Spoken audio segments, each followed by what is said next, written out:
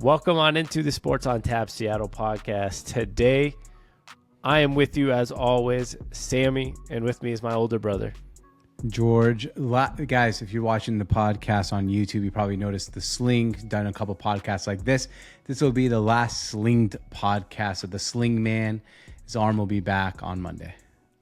The Sling Man is over. Are you ready to sign with the team, or like what's going on, or not yet? No. I mean, I know the Seahawks might be looking for a backup quarterback right now, but unfortunately, I will not be able to resume throwing motion until August, and that'll give me a training camp, and I probably won't be ready for the season, to be honest. So, yeah, I'm off teams' draft boards right now, which is a little frustrating. Maybe someone will take a late round pick on me and let me rehab. Sounds like you should be hanging it up. First of all, it sounds like you're going too long on the joke, and secondly, sounds like you should hang it up.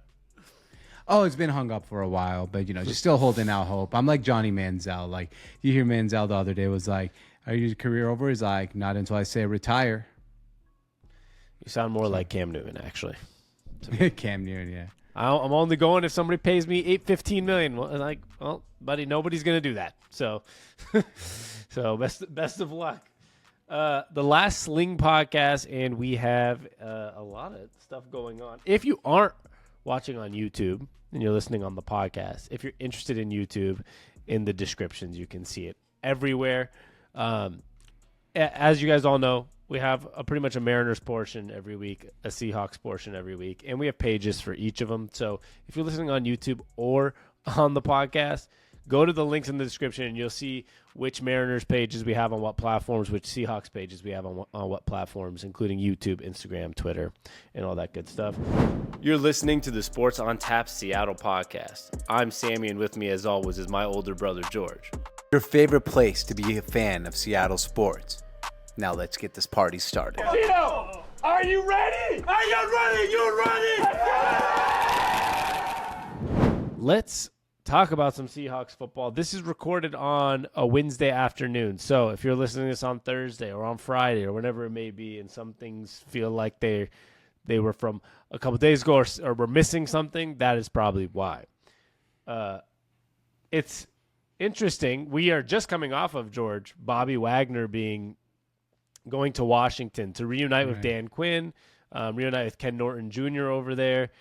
And I want to start here because I think this is a cool topic that was going around Twitter today, even with Richard Sherman talking about loyalty only goes to the players always. They're always like, oh, this player's not loyal, but people don't usually say it too much about the team, which is actually true. We're coming off the last couple of years of teams not being loyal to guys, right? Pete Carroll getting fired, Bobby Wagner not being signed again with the Seahawks for the second time, Bill Belichick being let go, and nobody's hiring him, right?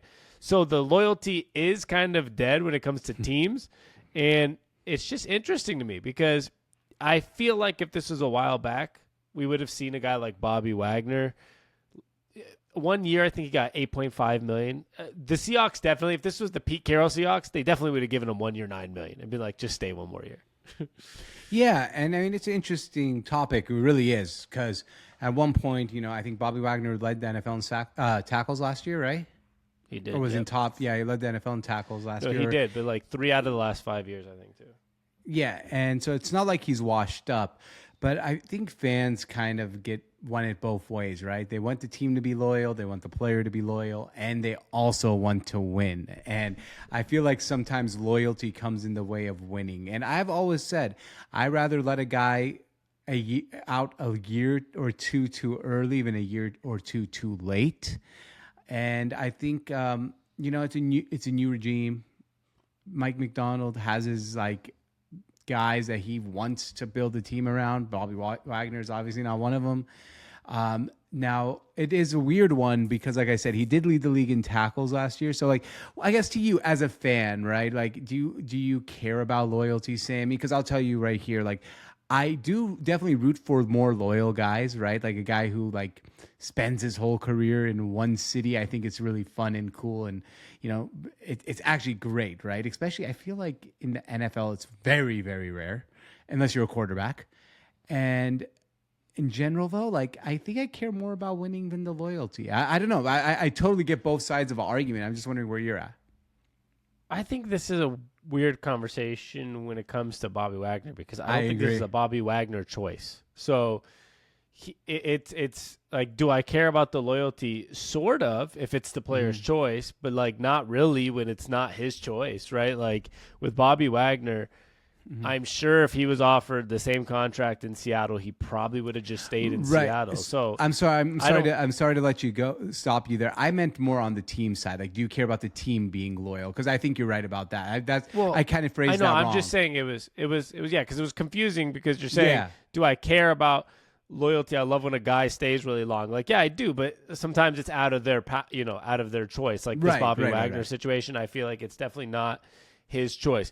Now, I care and I don't. I mean, at the end of the day, there was a lot of chaos on Twitter last week when KJ Wright stepped away from his podcast, his Seahawks podcast, and joined the 49ers coaching staff, right? And that was a weird. lot of people. Well, it's not, because that's a place that gave him a job to make probably over $1 million a year and to start a career in which he wanted to start in coaching. Just like when he wanted to start a football career and the Seahawks were a team that took a chance on him. That's why I'm sure if he has a house in Seattle and has a family there, I'm sure if the Seahawks gave him the same opportunity to be a assistant linebacker coach, he would have taken it, right? And he said that. It's about opportunity. It's not about, where it is. And so I think it's kind of a weird thing on the player side. On the team side, it's obviously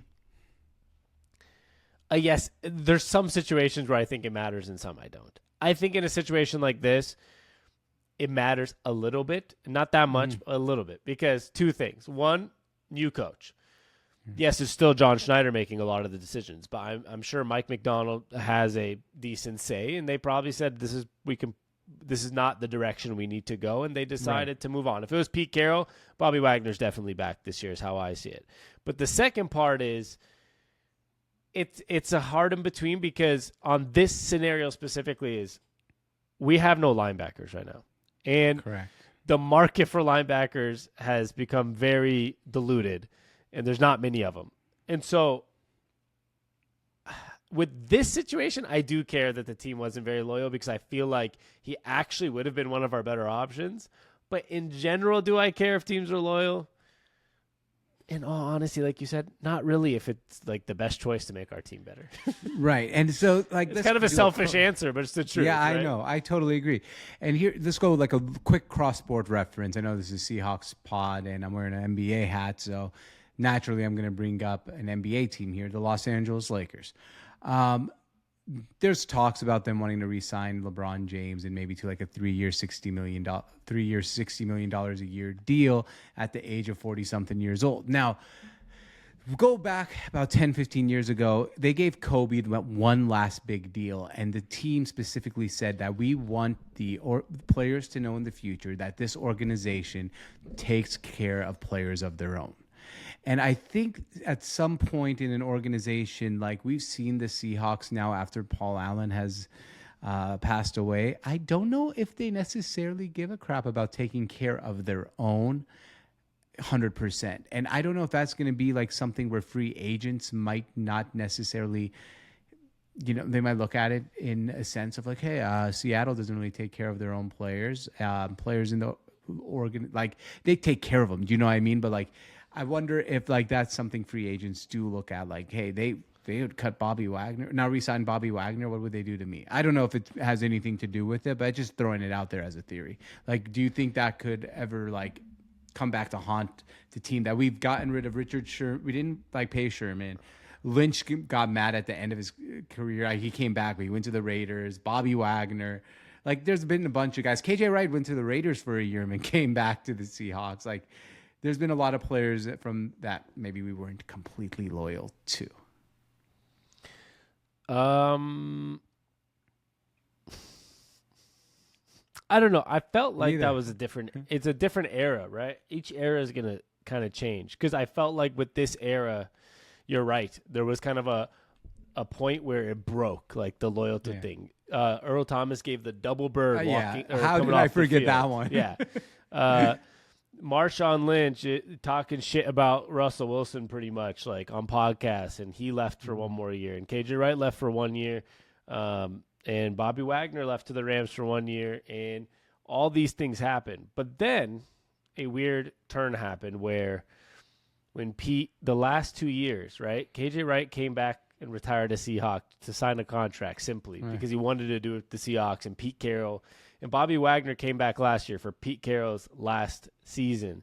And last year you saw Richard Sherman on the field a lot of times. You saw guys like Cliff Averill and Michael Bennett and Cam Chancellor all on the field or in different games. I felt like there was a lot of really small, actually bigger than small signs that Pete Carroll's last year was possibly coming. We thought it might be for retirement.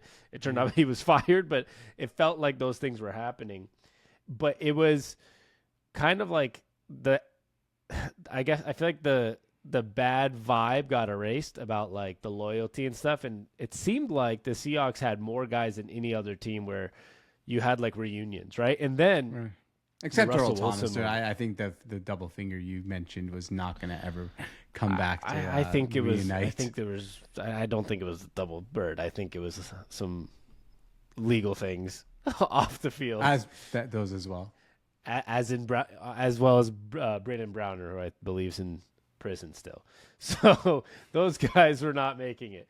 But even Russell Wilson made it the day of Pete Carroll's retirement, flew the same day.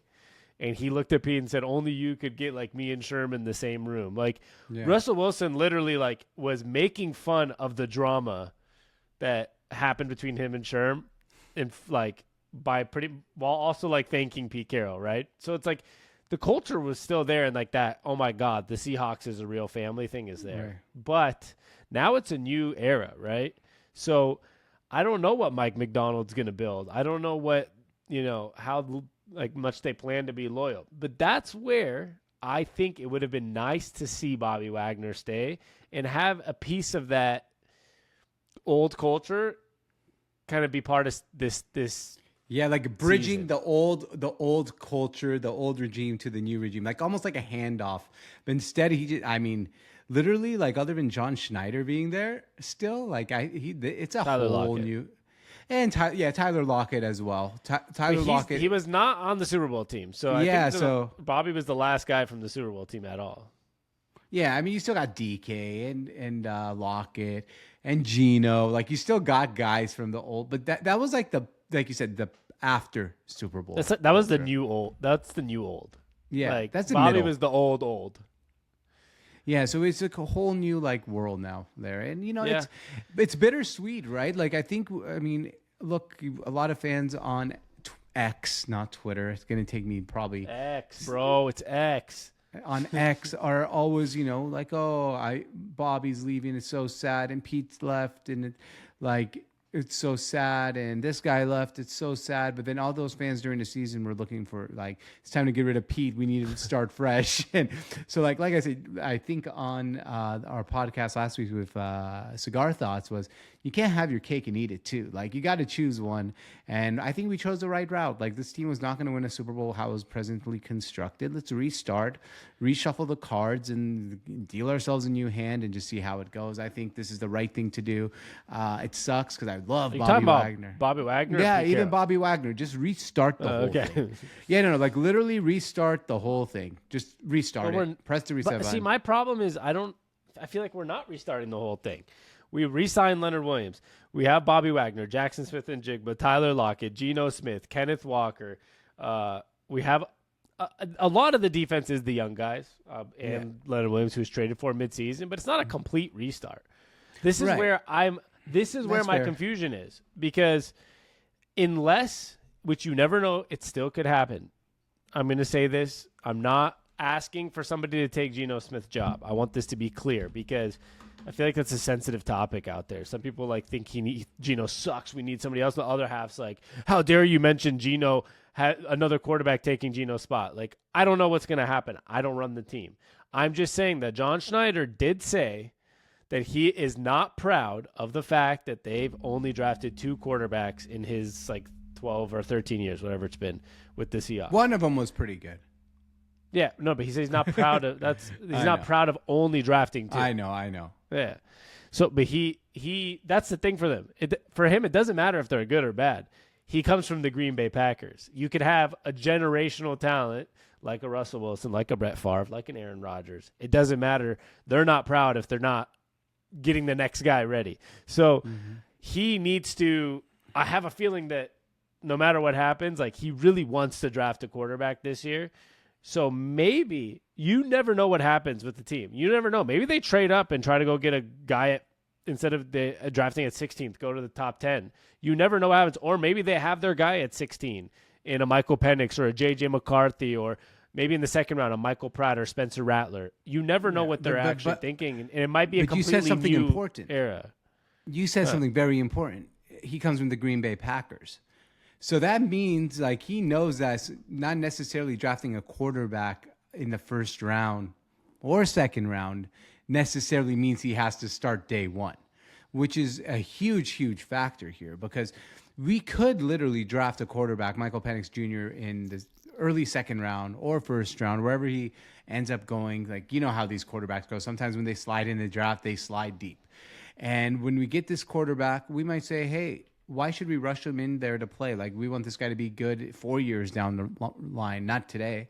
And Geno Smith starts, which is a very important thing to keep in mind here, because I think a lot of fans. Sorry, really, I think you just said something that was confusing again, because you said that doesn't have to do with the first day. You mean like you said the first day of the draft. You meant like he doesn't have to start the first day. Yeah, he doesn't have to start the first day. You said the first day of the draft. Did I say that? That's why I was confused, because I was like, well, I'm pretty sure, because he said it comes from Aaron Rodgers. You know that you don't have to get the quarterback on the first day. Like, it could be second round. Oh, okay. No, I mean, like, because I was like, well, actually, like Rodgers. I meant he doesn't have pick. to start. Yeah, start from the first day. Or maybe you did say that, but you said the word draft and first day, so maybe I got confused. Yeah, no but worries, continue. man. Yeah. So just to clarify for the audience, in case I said something wrong, I mean, you can draft a guy in the first round, second round, third round, whatever it might be, but he doesn't have to start on day one. You can have a guy learn behind Geno, learn the offense, and come in and be primed for success a year or two down the line. Let's not forget that maybe the greatest quarterback of all the two greatest quarterbacks of all time, right, in my opinion, Tom Brady didn't start his rookie season, and Patrick Mahomes didn't start his rookie season. Yeah, I mean, in general, you can keep going down the line. I mean, like Aaron Rodgers didn't start right away. Like you said, Patrick Mahomes, Tom Brady, a lot of these guys, like, they sit, even if it's just 1 year, even if it's just some games before someone gets hurt. A lot of great quarterbacks. You have a quarterback, you wait and see. We saw it right now of Jordan Love. Right. Jordan Love's one of the better young quarterbacks in the NFL, and he's one of the only ones that didn't get thrown into the fire from day one. You see a lot of the day one guys sometimes struggle, guys like Bryce Young, guys like Zach Wilson, where they don't have any time to learn the pace of the NFL, and they just get thrown out there. And the thing is with the Seahawks right now is if they do go get a guy, even if it's at the 16th pick, it's not like you're drafting Caleb Williams at 1, and there's this expectation that he's going to start day one and all these things. If you do go get somebody like Michael Penix, even if it was at the 16th pick, and I'm not, that's a conversation for another day. Before the draft, we'll do the, like, who's actual possibility. I'm just throwing out the word Michael Penix because there's a clear correlation here that he worked out with Geno Smith in the offseason, right? And they work out together, I think, for the last 2 off seasons or something like that. I think, and so they work out together. He was asked about the opportunity, but it'd be really awesome to have an opportunity in the NFL and work behind somebody or whatever it was. You know, Michael Penix, he always has the right answers, like always says the right thing. But he probably means it too. Like, obviously he wants an opportunity, but I wouldn't be shocked to see a guy like Michael Penix for 1 year behind Geno Smith just to learn. And people tend to make fun of, Michael Penix, he's like 28 years old. He's only 24. He'll be 25 during the season. He's not that old, right? It's just like most quarterbacks. Still old. It's not. It's not the NBA. You don't get drafted at 18 or 19. That's just not how it works. So I wouldn't be shocked if that's the scenario, because you never know. The team might just be ready to take steps for the future from now. Like, they're not necessarily ready for it to be the future this year, because they know it's Mike McDonald's first year as a head coach. They know it's the first year of John Schneider having full personnel decisions. There's some missing pieces we still have, but they might start wanting to take the step towards the future. Absolutely. And my theories, like, I would literally draft a quarterback every single draft until I hit a quarterback. That's just what I would do if I was a general manager. I'm not saying use your first round pick on a quarterback every single draft, but until I find my franchise quarterback, I'm literally taking a quarterback at every single draft that I walk into if I'm a general manager in the NFL. Whether that's the first round, 7th round, 5th round, I'm taking one flyer on a quarterback every single draft. And if he has a good preseason, by the way, you're gonna fetch a 2nd round pick for him anyway. Yeah, I mean, that theory works, kind of. But yeah, I feel you. Because I said there's also, like, if you're almost ready to compete, it might be better to go trade for a quarterback. That's that's Goff, okay, yeah. Or bring in a quarterback every offseason. Just I would bring someone in every year at quarterback position. Yeah. I mean, it's not a bad. I think that works for some of the teams that really don't figure it out, right? Like those years of Cleveland Browns. Yeah. And although they kind of did that, it didn't work out either. So who knows which ones? Yeah, they literally did that almost every year. And it just never hit. But it's going to be interesting. I don't know. Quarterbacks obviously, with Drew Lock going to the Giants, quarterbacks obviously a necessity here, and I just don't see a reason why the Seahawks would pay for a really good backup right now. No, I don't see it draft either. the backup, right? We're not. I understand the teams that are maybe in contention that need to pay a little extra to have that backup in case. Like the Eagles last year paid Mariota, right? They're like, okay, we need the Browns him this year with Jameis. Yeah, they need it. They in case something happens. They saw Watson go down last year, and they needed Joe Flacco, right? So it's like this year, maybe if that happens, we have somebody like Jameis Winston behind him. So it's very important to have for teams. But the Seahawks have a lot of other shit they got to figure out, and we have had an interesting start to free agency. And I'm just gonna break down, George. I'm on our Instagram at Seattle on Tap or at Seahawks on Tap. You can check out either one. I'm just going to break down a couple things that happened, including today, because it's important. Pretty much, obviously, we've done a podcast since the restructure. Okay, a lot of guys have left, right? We've had to cut Nick Bellore. Colby Parkinson went to the Rams. Jordan Brooks to the Dolphins. We re-signed Noah Fant. Re-signed Leonard Williams. Drew Lock to the Giants. We got a tight end in Farrell Brown. This morning, we got an offensive lineman, Nick Harris, former Husky. We re-signed Artie Burns. We brought back Darrell Taylor. We also now got George Fant as a insurance for Abe Lucas. And we got a veteran safety, Rashawn Jenkins. I don't know why that was a tough one. And then, of course, Bobby Wagner left to the Commanders. So we've had a lot happen in the last 2 days. A lot of movement. A lot of movement, but there is still... And this is the interesting thing with the Seahawks.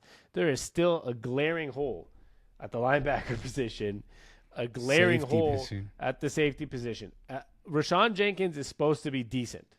From what I'm reading, I just don't understand. I don't think that a team that has Mike McDonald as a head coach is going to settle with Jordan Love and Rashawn Jenkins. I just don't believe that's going to be their final play. These all felt like depth pieces. And we're also still missing a guard with Damian Lewis gone.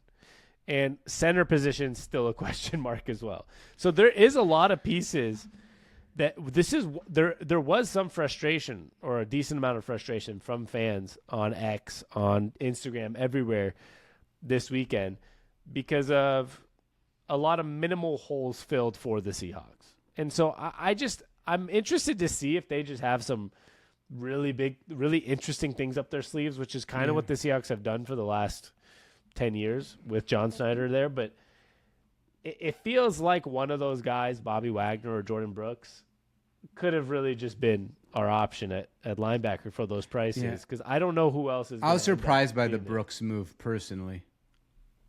I am too. I thought we'd re-sign him, and then when we didn't, I thought we're getting Patrick Queen, and then he goes to Pittsburgh. And then, it's just been interesting because, you look at the market, and it's kind of drying up And it just makes you wonder, did they which happens sometimes, did they miscalculate the moves that they were trying to make? And look, this is the first time Mike McDonald has run an organization. I mean, he's running it alongside Schneider, obviously. But maybe some moves were just miscalculated and now they're in scramble mode, which is very possible. Like, that can happen in the NFL. Like teams came in with a game plan saying, all right, we're going to free up this cap space. We're going to go after this guy. We're going to get this, and then we're going to do A, B, C, D, and then A falls through, B falls through, and now you're on option E. And you're like, oops, now what? Now you have to go through the draft, you have to trade things, and you have to pick up some, scraps at the free agency and hope for the best. And I'm not saying that's what happened. Hold on tight. But it does feel like maybe we misplayed the market in a couple of places, which could happen. And I mean, maybe we got outbid. Maybe they didn't want to pay that much for Jordan Brooks. Maybe they wanted to bring back Bobby Wagner for $2 million less than he took. Who really knows, right? What's going on behind the scenes? But I'm pretty sure they weren't just sitting there and like, all right, we're gonna go on vacation here and wait until the free agency finishes, and then we'll come back and look at what we have to do. Because I think they probably did go after Patrick Queen. They probably went out, at least gave his agent a call. So I don't know what happened. Like I don't know what happened, but I don't think this was part of their plan, and I think now they're probably looking to change up their plan a little bit. If that's what I would assume. Yeah, I also feel like this might be a slight off track of some plans happening, like you said, because it doesn't necessarily feel correct. Right. Like, it doesn't feel like this should be the final solution on this day. Now, I am one of those people that will preach patience, right? They obviously know what they're doing. Like you said, they might have missed on some things that they were thinking that were going to be available, but they obviously know what they're doing. And they're obviously, have a plan of some sort moving forward. But it does feel like they missed. I think when you look at something like Jordan Brooks getting 3 years, $30 million, you probably could have given him 3 years, $33 million to stay. Right. And that's the same way I feel with Bobby Wagner. You probably could have given him 1 year, $10 million to stay one more year. And maybe you gave Jordan Brooks the 3 years, $30 million, and he was like, well, you know what, guys? I want to live in Miami. Yeah, well, that's why I said $33 million. I said give him more. Yeah, okay, we give him more and still say, maybe I want to live in Miami. Like, these are human beings, right? Like, that's one thing sometimes, like, I know sometimes it feels like chess pieces. Really, they do. But maybe Patrick Queen was like, I'm an East Coast guy. Baltimore, Pittsburgh, 4-hour drive. I don't want to, move all the way across the country. I'm an East Coast guy. Just for example. Like, I feel like sometimes, like, little things like that are not thought of so much. That's how I feel.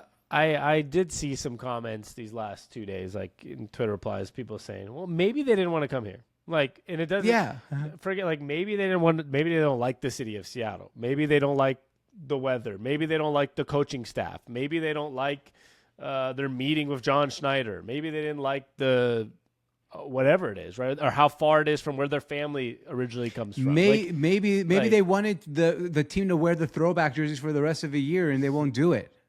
Yeah, oh wait, that's just me. Very possible. Maybe they wanted a jersey change. No, it is. There are reasons people don't go places. I mean, some players look at taxes, like, oh, well, I got offered in Dallas with no state income tax versus New York, and they're giving me the same contract.